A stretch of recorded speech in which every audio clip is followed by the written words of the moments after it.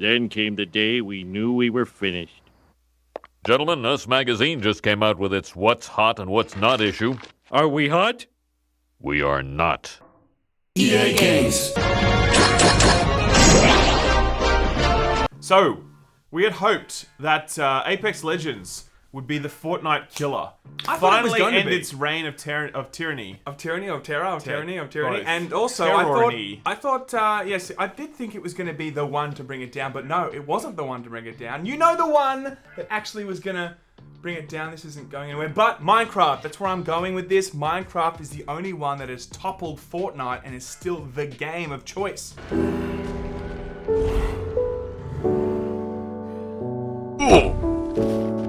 Because they went 4K.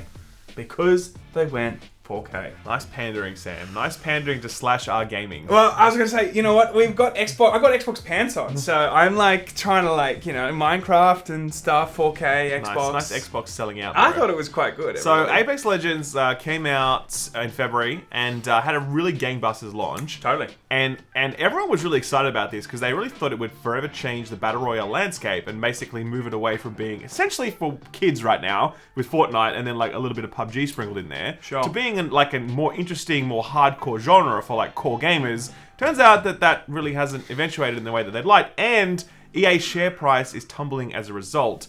So All this and more after the drop and after a mid-ad roll.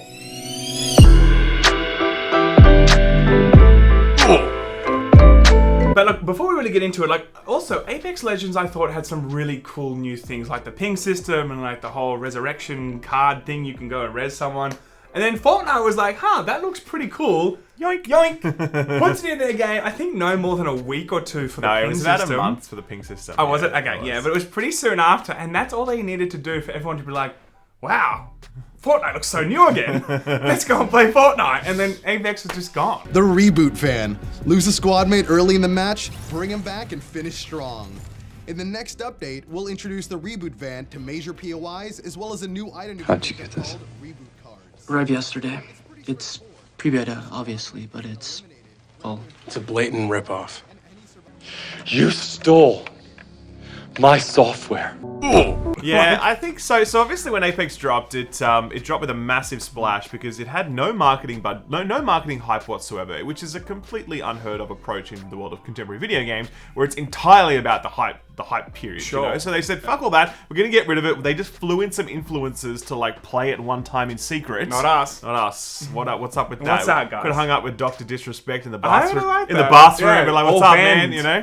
All be banned. So that all happened, and it was just a spectacularly successful launch because, no one really had seen anything like this approach before. Sure. And you had basically all the top Twitch streamers playing it all at once on this platform. So viewership went through the fucking roof, Yeah. like 250,000 concurrent viewers, completely smashed Fortnite in that period, was totally huge. Definitely, and I actually think that it fundamentally probably changed a lot of marketing strategies for upcoming games. Yeah. I really think that they would have looked at this and gone, okay, let's screw the millions and billions or whatever we got to pay on freaking marketing. Yeah. Let's just get this out, get some really key players that play Twitch, and that's the best marketing tool we've got. Yeah. But look, I mean, the problem with this is I don't know if the longevity of all that has really stuck around because it's like a candle that burns really bright and it's out, people. Wow, Okay, Sam, that's very deep right there. That's A poetic. bit of poetry from Lamon Gamon. So the mechanics of Sam's candle metaphor play out like this. That in Season 1, which was released about sort of maybe 6 weeks after the initial launch of the game, that was when they added stuff like their Battle Pass and a few other features, but it was very, very underwhelming because those Battle Passes are really what keep people playing when they sort of start to get a bit bored of the game. So they added it, but there was not really anything worth grinding for in this Battle Pass, which meant the whole thing was quite underwhelming. Having said that though, they still reached about 100,000 concurrent viewers on Twitch when that Season 1 launch occurred. Which So is people still were very good. It's still big, right? It's obviously not like, hey, we were 250k big, but it's still very big. It's still a very big number. They were riding high on that and feeling good. But if you look at Twitch's, we'll put up the graph here. If you look at the overall Twitch viewership since that time, it's been on a very, very steady decline. And it's actually quite bad when you compare it to other games. For example, look at Fortnite's graph, and you'll see that they've actually been quite consistent across the board, maintaining until recently 10 times the concurrent viewership of Apex Legends. Yeah. And until recently, PUBG was actually more successful, more popular, more views on Twitch than was Apex Legends. So Apex, clearly, in this period, not in a great shape. I really do think it comes down to EA's backing of this product. I really thought that they were like, look, get out there, have a staff on this thing, but if it goes gangbusters, we really don't have the internal manpower to pump out the content that would really compete with Fortnite. And that's been the down. I think this has been the reason why it has not been successful, because they look at this and like, every week there is some new something in Fortnite. With Apex Legends, it's a lot slower, and that's been the death of this game. Yeah. Or the decline of this game. I shouldn't say death. If you look at, say, just how quickly Fortnite was able to implement that ping system, we're talking about less than a month. They were able to basically copy and paste Apex Legends ping system in. Now, don't get me wrong, like the design work that Respawn put into that would have been huge. It took heaps of time and practice and iteration, but still, the coding effort to drop that in Fortnite within the space of 4 weeks, that's a big deal, right? That really shows that they've got a lot of development staff on hand, ready to go. There's already been a very well documented... They got stealing staff on. Stealing staff on at all times, everybody. They've got a very well documented history of crunch in that studio as well, so clearly they're working their people very hard to achieve those outcomes. Sure. They have very big headline seasonal events. They've had like John Wick and fucking Avengers, and Thanos was in there, and like when the media's hitting and what's in the cube and all this shit is really smart marketing, because it just gets everyone talking about Fortnite and its mysteries, and it keeps it at the center of gaming, you know. Totally. Because I think Fortnite is on a dangerous tightrope where, like, the moment it doesn't feel relevant anymore, I think it's just going to crash. Like, it has that whole... all the coolest Twitch people are playing it, all the coolest people are trying to play it, and like the moment a new game might come along and actually get that relevance away from Fortnite, I think it's in a real problem. It is definitely, yeah, because it is fueled by a lot of kids that like their attention spans are going to easily change. They're not hardcore gamers and all this kind of stuff. Definitely agree with that. I really think that the way that they have managed it up until this point has been near perfect. You know, Fortnite. Yeah, for sure. Ooh, geez, big words. Really, Fortnite perfect. No, in terms of their marketing strategy, I think it's been pretty damn good. Minecraft people are not going to be happy with that. So what's happened recently is that EA and Respawn have launched Season 2 of Apex Legends. It was unveiled at E3, and it essentially includes quite a bit of stuff. It's got a new operator, it's got a new weapon, it's got an entirely new battle pass with more compelling cosmetics, and it's got a ranked mode. So, like, that's a lot of stuff. That's a big, chunky update. But when that update went live last week, it only achieved an average concurrent sort of viewer base of about 45,000 people, which is basically half, or less than half, I should say, of what Season 1 achieved. So that's a big drop. And the reason we're mentioning these numbers, by the way, not actual player numbers, is because Respawn and EA have not released player numbers for the last few months. Yeah, that's when you know a game's going well, people. When they do not release player numbers, they're like, you know what, guys, we just don't want to boast too much. We don't want to show how good this game is. So look, you know, we don't want to upset Fortnite and all that kind of stuff. That's why we're doing well. That's why WoW hasn't released player numbers for like the last 3 or 4 years. And they're like, everything's fine. Everyone still loves our game. It's really popular. I think the last time I saw it was like 2012, and they were like saying we have 11 concurrent players, 11 million concurrent players. Something. But look, I think also now it's actually 11 players. It's probably literally 11 players. It's Final Fantasy 14. Okay, that's their main competitor. But I think that the shares also have dropped quite considerably. 9%. Now, if you look at share price for EA, it really has gone up and down over the last kind of year or so. No, it's really just gone consistently down over the last year, because it was at a high of 164. Sure. And now it's at like $90. Yeah, definitely. But it all started kind of happening around that kind of Star Wars Battlefront 2 thing, and then it just kind of went up and down consistently. But it did go up, as I said, around the Apex Legend time. That's what I'm saying. It actually rose 30% in that month on the back of Apex Legends and Anthem's release. Yes. So there are some moments where it goes up and down, everybody. But I think now it's dropped 9%. And the thing is, a lot of people that are maybe holding stock, because we're big EA stock analysts, okay? We know. Analysts. Nice.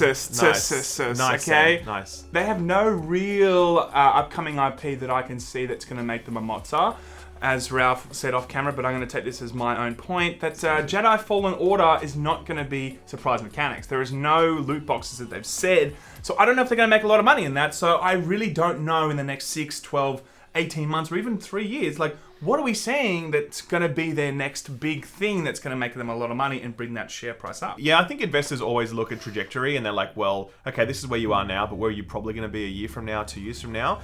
And the fact of the matter is, there is nothing coming down EA's pipeline. It sounds terrible when you say it that way. But there's nothing coming out EA's tailpipe in the next still 12 doesn't sound months. great. It But anyway, sounds way continue. worse. I like this. Yeah, sure.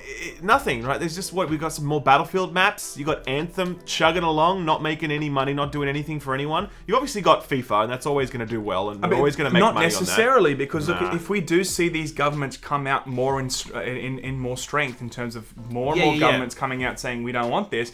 That fundamentally puts EA, I think, in a position where they might have to like close half their doors because it's most of their money. You know, I wouldn't say close half their doors, but it would cost them like a lot of their money. So that's a big, but definitely regulatory risk is huge for EA, especially in this current climate. Very little IP coming out, and so it makes sense that you'd see these shares in decline. Specific to Apex Legends, it does feel like investors don't really understand this world well enough. Yeah. And they're like, oh, well, Twitch numbers are down, therefore the game is bad, therefore we should drop our price. It's kind of like they weren't really even paying attention to the fact that Anthem bombed. Share price was actually fairly stable in the month of February, March, April, because they were like, oh, well, they sold copies of Anthem, that's all that matters, right? So we always need to take Wall Street with a grain of salt when it comes to what it thinks about a company, because I don't think they understand video games at all. but Ralph knows more than the guys on Wall Yes, Street, I'm guys. sorry, but I know more about video games. Does it mean I know more about video game investment? No, but certainly even you know more about video games than your average Wall Street. Of course I do. Hello, and that's really saying a lot. hardcore gamer here. Okay? So look, we'll keep tracking it. It's interesting to see, but certainly EA's price has taken a hit. Apex Legends is not achieving what it needed to achieve, and EA in general does not have enough coming out in the future. Sounds like there's going to be more Laymen videos I was going to on say, EA. it's in going the to be next few good. years. But before we finish, I really think my final thought is really, I think that we're going to see this game go down the same route in terms of they probably will wrap up a lot of their it'll be a skeleton staff on this. You can't say that. I do think that because How can you say because the that? track record is when these things don't go well with EA, they just kind of like, they move on to other things. Like, they're not going to be putting heaps of money into something that doesn't seem like it's really now consistently competing with Fortnite or PUBG. Why would they continue to do that? Look, it's a great product. It's still a fantastic game. I think it still has very long legs, and so I do not believe that. I do not agree with you in that at all. I really believe that they will continue to invest As a resources company, in this. they're always going to be looking at going, okay, are we making as much money as we could in this, or should we now be redistributing our efforts into other games that might be making us more money? That's as a company, that's what I think they might be looking at and going, we're not competing in this space as much as we thought we would. Okay, let's go back to the drawing board. That's all I'm saying. But we'll see. We'll see, everybody. Until next time, Laymen out. Love you. Appreciate you. Thanks for checking out our YouTube channel. Subscribe by clicking on that button down here, and click on any of the videos over here to watch the latest interviews, show highlights, and digital exclusives. Thanks for watching.